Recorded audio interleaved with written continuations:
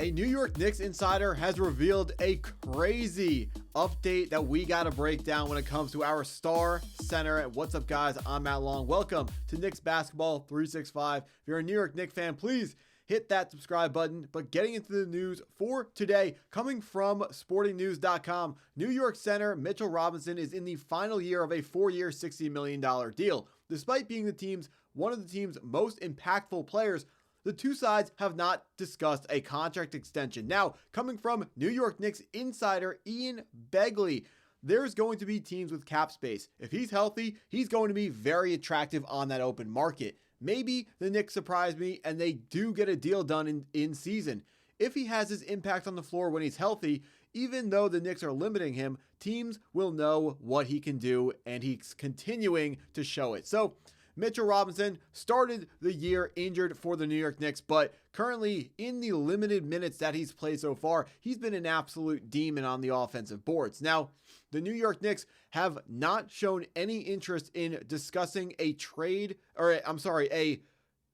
extension with Mitchell Robinson for whatever reason, but looking at the current contract that he is on, he's currently in that final year of that 4-year contract. Now, going to be an unrestricted free agent next year, which means if the New York Knicks do not establish a contract extension with Mitchell Robinson over the course of this season, he's going to be an unrestricted free agent on the market. Now, we don't want our top, there's two ways of looking at it. One, you could say we don't want our top defensive piece, our starting five, to hit the open market because we know how difficult it is to find big men and especially good centers and good power forwards, because we've been trying to trade for a center or a power forward for a really long time, and the Knicks have not been able to get it done. And when I say power forward, we got Karl-Anthony Towns, but it cost us an all-star in Julian Randle. It cost us Dante DiVincenzo. It was extremely expensive to go out and acquire a power forward. Now, the guys that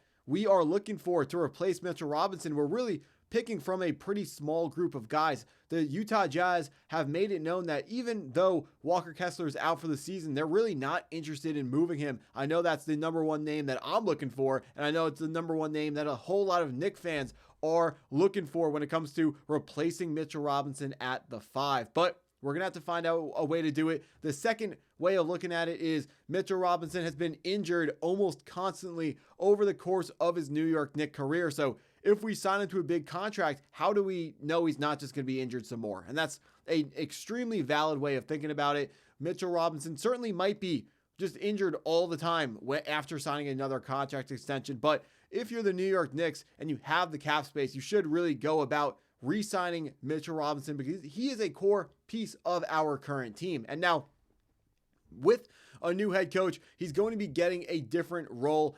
Also one of the problems after Mitchell Robinson, what are you even doing at the 5 spot? Guerschon Yabusele, Ariel Hukporti, both of our other big men have underperformed when they have gotten starting minutes, when they've been getting in the game. They're not doing anything close to what Mitchell Robinson is doing. And I'm not asking these guys to go out and put up the highest offensive rebound rate in the entire NBA, the way Mitchell Robinson's doing that. I'm not asking them to do that. I'm just saying, give us quality minutes at the 5 spot. And so far, Hukporti has not been able to do that. Guerschon Yabusele, whether he's at the 4 or the 5 spot, he has not been able to do that. It just hasn't been pretty at all for these guys when they've hit the floor. But it's this defense specifically, offense as well, has been completely different for the New York Knicks when Mitchell Robinson has been on the floor. And I'm in full support of paying Mitchell Robinson, but we got to make sure that we are doing it in a way that does not destroy our cap space long term and a way that's going to keep us out of that second apron. The new apron system for the cap space in the NBA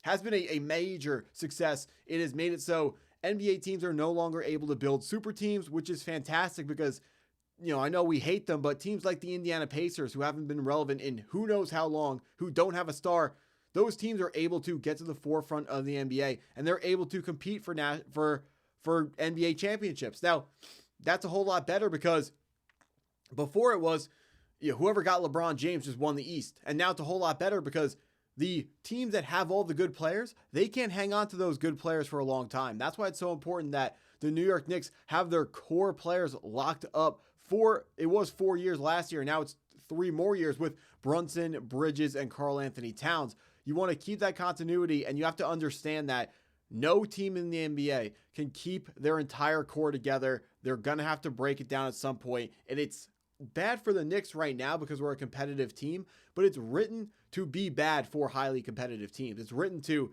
make it so you have to get creative. Look at the Boston Celtics over last offseason after losing to the Knicks, but the year before that winning the championship. I don't know why I keep calling it the Natty, but after winning the NBA championship, they lost to the Knicks, and then they had to break it down. They had to say, who are our core pieces? Everyone else is pretty much available for trade. They got rid of Kristaps Porzingis. They got rid of their star point guard. They got rid of some bench players, and now they're pretty bad. The New York Knicks, yes, it's scary that is coming for us on the horizon, but you have to see it as a positive where I prefer to be competing.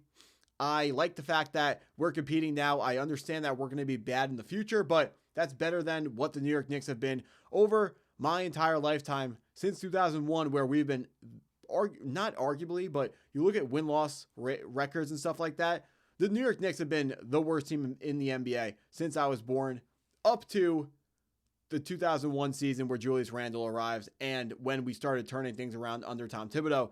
That's amazing. It's always better to be winning than losing, even if it's going to mean we're going to have to lose in the long run. But Mitchell Robinson is one of the perfect players to run Mike Brown's offense, because what he is looking to do is he wants to bring the defense into the paint to free up wide open threes for 3-point shooters. And especially when Mike Brown's offense is all about shooting 3-pointers, think about it. What is statistically the best shot to shoot off of an offensive rebound? The thing that Mitchell Robinson is the best in the NBA at is a 3-pointer.